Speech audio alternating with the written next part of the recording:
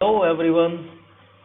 फिर से स्वागत है आपका हमारे चैनल एग्जाम हैक में, जहां पर आज हम वर्बल एबिलिटी का लेक्चर फर्स्ट देखेंगे। मैंने आपको प्रॉमिस किया था डेली के 10 वर्ड्स आपको वोकेबलरी के सिखाऊंगा, तो आज उसका फर्स्ट लेक्चर है। एंड ये आपका SSC, banking, UP triple SC and railways and बहुत सारे गवर्नमेंट एग्जाम में 3 से 4 नंबर कवर करता है। मतलब बहुत इंपॉर्टेंट टॉपिक है। एंड ये आपके वोकेबलरी में भी कुछ वर्ड्स जोड़ेगा। डेली के 10 वर्ड अगर आप नए सीख रहे हैं तो आप समझ रहे हैं आप क्या कर रहे हैं।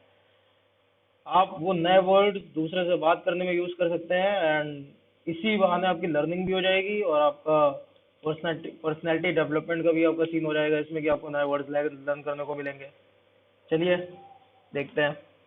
तो आज मैंने आपका जो जैसा कि है कि ये एसएससी, बैंकिंग, यूपीएससी के सबके लिए है, तो आपका 10 वर्ड्स हैं आज जो नए हम लोग सीखेंगे। एंड ये 10 वर्ड के आज जो हमने चूज किए हैं उनके अपोजिट भी जानेंगे। तो 10 वर्ड तो सीख ही रहे हैं, साथ में इनके अपोजिट क्या है ये भी देखेंगे। तो एक साथ दो काम, 20 वर्ड्स हो गए अगर आप देखें तो। बाद में जो उनके ऑप्शन है उनको आप लीव भी कर दीजिए, तब भी 20 वर्ड्स हो गए। एंड बहुत इजीली समझाऊंगा, बहुत इजीली समझाऊंगा। अगर आपको इंग्लिश से हिंदी मीनिंग आती है शब्द की, तो आप उसका सिनोनिम एंड एंटोनिम्स मतलब पर्यायवाची और विलोम शब्द दोनों बहुत आसानी से लिख सकते हैं, बता सकते हैं और एग्जाम में सक्सीड कर सकते हैं। चलिए, पहला वर्ड जैसे एनॉर्मस। एंड ये समझिए, ये क्वेश्चंस 80% तक पूछे गए हैं एसएससी एंड आपके और भी सब एग्जाम्स में, गवर्नमेंट एग्जाम्स में। तो उस हिसाब से इनको देख के चलिएगा। एंड डेली के आपको 10 वर्ड्स मिलेंगे, कोई पैनिक नहीं होगा। आप समझ लीजिए डेली के 10 वर्ड, उसके अपोजिट अगर मिला देंगे तो 10 वर्ड और 20 वर्ड्स डेली के। 10 दिन में 200 नए वर्ड्स आपके वोकेबलरी में ऐड हो जाएंगे। कहाँ जा रहा है ये एग्जाम, आपका यूं क्रैक हो जाएगा यूं। ये 3-4 नंबर तो ऐसे निकल जाएंगे आपके। चलिए देखते हैं। एनॉर्मस मतलब होता है आकार में असाधारण रूप से कोई भी बड़ी चीज हो, बहुत बड़ी चीज हो कोई आकार में, उसको एनॉर्मस बोलते हैं, मतलब ह्यूज। ठीक है। अब इसका ऑप्शन में जैसे देखिए, मान लीजिए आप सॉफ्ट दिया। सॉफ्ट आप जानते हैं मुलायम होता है। एवरेज मतलब होता है, जैसे आपका एवरेज का मतलब हुआ आपका औसत। तो औसत है average. Average batting rate, average strike rate, आप क्रिकेट से अनुमान लगा लीजिए। बोलते हैं ना कि उसका एवरेज स्ट्राइक रेट इतना है, तो उसी से देख लीजिए औसत रेट उसका इतना है। फिर टाइनी मतलब हुआ छोटा, एंड वीक मतलब हुआ कमजोर। तो अब इसका बड़े का, कोई बहुत बड़ी चीज है तो उसका ऑपोजिट टाइनी ही होगा, छोटा। तो इसका करेक्ट आंसर टाइनी। मैंने इसीलिए रेड कलर से उसको करके रखा है हाईलाइटेड, कि आप बार बार ये वीडियो देखें। आप 2 या 3 बार देखेंगे, 10 वर्ड सीख जाएंगे। एंड ये 10 वर्ड पूरे दिन में यूज करिए, फ्रेंड्स में, फैमिलीज में बोलिए इसको, तो आपको वैसे ही सब याद हो जाएंगे। कोई ऐसा नहीं कि आपको एडिशनल दिमाग लगाना पड़ेगा। चलिए, फिर कमीशन। कमीशन देखिए, कमीशन आप किसी को खिलाते हो तो क्या देते हो? कमीशन मतलब घूस नहीं होता है, ये समझिए। घूस मतलब होता है ब्राइब, इसमें कंफ्यूज मत होइए। कमीशन है कि आप जानते हो कि वो बंदा कमीशन खा रहा है, लेकिन फिर भी आप उसको दोगे। तो उसी से ये वर्ड एडजेक्टिव निकल के आया है, कमीशन। अब कमीशन मतलब होता है साधिकार, मतलब आप किसी को ऑफिशियल तरीके से कोई काम करने के लिए सौंप रहो, तो उसको कमीशन बोलते हैं। ब्राइब मतलब होता है घूस। घूस मतलब ब्राइब। कमीशन का ब्राइब से कोई मतलब नहीं है, इसमें आप अपने मन से दे रहे हो दूसरे को काम करने को, आप ये चीज जानते हो। ब्राइब है कि आप चुपके से किसी को कुछ खिला रहे हो, घूस। तो ये वर्ड थोड़ा सा आप कंफ्यूज होते हैं, थोड़ा ध्यान रखिएगा। अब वो कमीशन मतलब साधिकार। इसका अपोजिट में स्टार्टेड लिखा है। स्टार्टेड मतलब आप जानते हो, कोई चीज शुरू करने को स्टार्टेड बोलते हैं। क्लोज्ड इजी वर्ड है, कोई चीज बंद है। फिनिश, फिनिश मतलब आपने खत्म कर दिया। ठीक है। अब इसके बाद इसका राइट आंसर हुआ टर्मिनेटेड। टर्मिनेटेड मतलब हुआ समाप्ति। आपको कमीशन मतलब आपने किसी अधिकारी रूप से किसी को काम दिया और फिर उससे समाप्त मतलब बाद में उससे वो उसको उस चीज से बर्खास्त कर दिया, समाप्त कर दिया। तो ये चीज हो गया, टर्मिनेट हो गया वो बंदा। जैसे होता है कि कमीशन होता है कि जैसे आप समझिए जॉब लगती है, तो आपको मिलता है आपको कमीशन लेटर मिलता है। ठीक है। तो वही चीज़ है। और फिर आप जब जॉब गई आपकी तो आपको टर्मिनेशन लेटर मिलता है। तो ये चीज़ है, उससे ध्यान रखिएगा। हाँ, ये थोड़ा सा अच्छा वर्ड है। ये एसएससी में बहुत बार पूछा गया है, बैंक एग्जाम में तो मतलब 90% पूछा गया है। Exodus. Exodus means mass departure. अर्थात कि जब लोग एक साथ किसी समूह में खड़े हैं, वहां से प्रस्थान कर जाए, वहां से चले जाए। एक गैदरिंग से बहुत सारे लोगों का चले जाना, उसको बोलते हैं एक्सोडस। ठीक है। एंड इन्फ्लक्स होता है, इसका अपोजिट तो वैसे इन्फ्लक्स है, लोगों का भारी भीड़ का जमावड़ा, मतलब मास गैदरिंग। आप ये समझ लीजिए, थोड़ा सा इंग्लिश में भी बोल दे रहा हूँ तो इंग्लिश वालों के लिए भी इजी रहेगा आपको ऐसे समझना।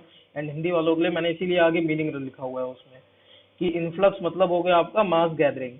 एंड एक्सोडस मास डिपार्चर, ये थोड़ा सा दिमाग में रखिए, बढ़िया शब्द है, बहुत बार पूछा गया है, बहुत बार आता है, मतलब अगर 5 आपने पेपर दिए होंगे तो 2 में तो आपको भी मिला होगा ये।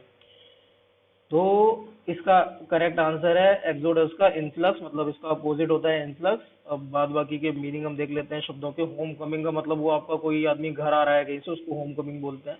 रिटर्न मतलब आप जानते हो वापसी करना किसी चीज की। रिस्टोरेशन का, हाँ, रिस्टोरेशन का बहाली। रिस्टोरेशन ऐसे याद कर लीजिए, आपकी हार्ड डिस्क खराब होती है, विंडोज आपकी करप्ट होती है, आप रिस्टोर करते हो विंडो, खराब हो गई है, आपने उसको सही कर दी, बहाल कर दी, फिर से चलने लग गई वो, तो इसलिए रिस्टोरेशन मतलब बहाली, ऐसे याद रख लीजिए। मोर्टल, अब मोर्टल मतलब होता है डिस्ट्रक्टेबल, मतलब कोई भी चीज जिसको हम खत्म कर सकते हो, नाशवान, हिंदी में अगर आप एग्जैक्ट मीनिंग लें तो नाशवान।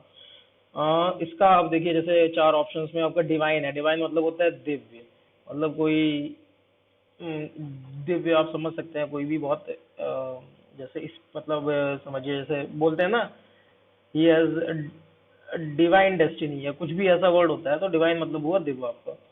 अब इमोर्टल, इमोर्टल वैसे इसका सही आंसर है, जैसे मोर्टल मतलब डिस्ट्रक्टेबल एंड इमोर्टल मतलब अजर अमर। कोई भी चीज जो नाशवान है उसका अपोजिट इमोर्टल, अजर अमर। इस नाम से एक मूवी भी है हॉलीवुड में, इमोर्टल, वो आदमी मरता नहीं है कभी, देखी होगा आपने तो वैसे भी याद रह जाएगा। फिर आया आपका स्पिरिचुअल। स्पिरिचुअल मतलब होता है आध्यात्म, किसी भी आध्यात्म से जुड़ा है कोई भी आदमी तो उसको स्पिरिचुअल बोलते हैं। इजी वर्ड है वैसे ये, लेकिन मोर्टल फिर भी कंफ्यूज हो जाता है कभी कभी आदमी, मोर्टल का इमोर्टल होता है। एंड एटर्नल, एटर्नल मतलब होता है शाश्वत। अब चलिए देखते हैं क्वीसेंट। ये बहुत अच्छा वर्ड है, बहुत बार पूछा गया, बहुत मस्त वर्ड है ये।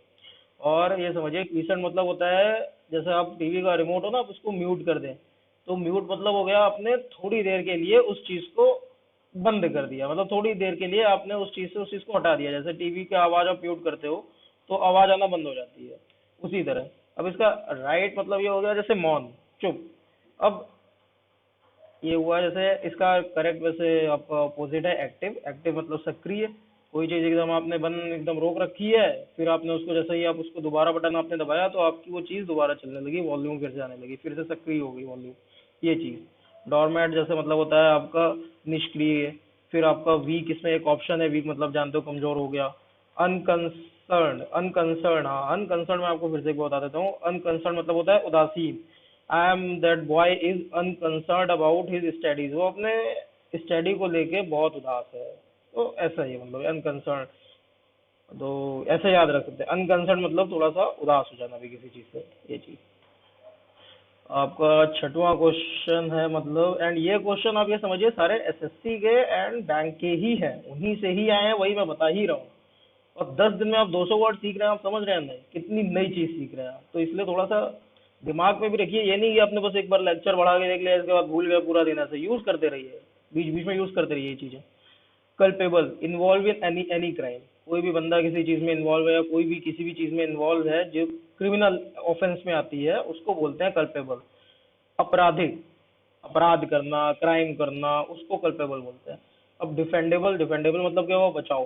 अच्छा हाँ, ये भी है कि देखिए कई सारे ऐसे वर्ड्स होते हैं इसमें जिनका मीनिंग थोड़ा थोड़ा सिमिलर लगता है, लेकिन हम लोग को उन्हीं में से कोई सटीक शब्द निकालना होता है, तो इसलिए थोड़ा सा ये चीज ध्यान दीजिए कि जो एकदम नियर बाय मीनिंग है उस वर्ड का, या नियर बाय उसका अपोजिट है, मतलब जस्ट एकदम पास में, तो वही आपको वर्ड यूज करना है।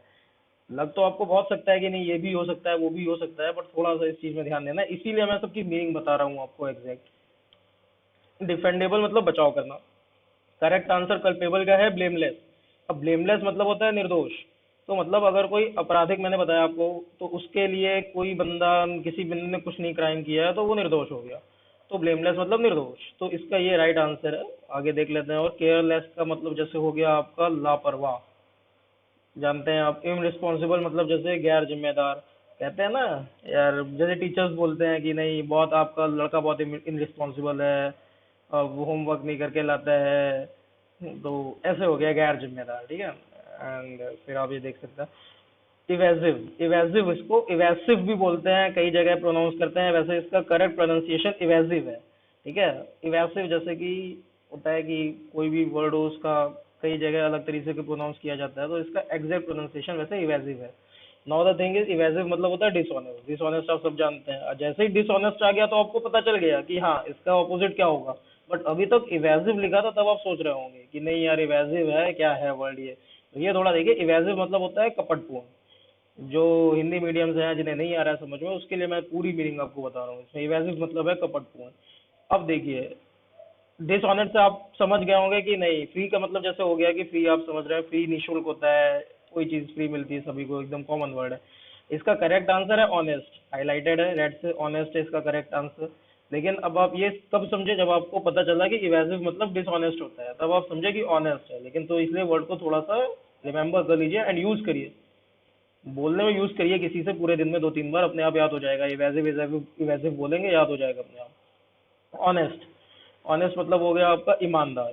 ठीक है, तो इसका इवेसिव का, डिसऑनेस्ट का जस्ट अपोजिट हो गया ऑनेस्ट। तो इवेसिव का एंटोनिम हुआ ऑनेस्ट। लिबरल, लिबरल मतलब आप समझ रहे हैं, कोई बहुत उदार है, किसी का चरित्र बहुत उदार होता है कि भाई वो आदमी बहुत उदार है यार, इसने हमारी, बहुत लिबरल है, बहुत उदार आदमी है वो, ऐसे वाला। फ्रैंक आप जानते हैं, फ्रैंक का मतलब हो गया स्पष्ट वक्ता।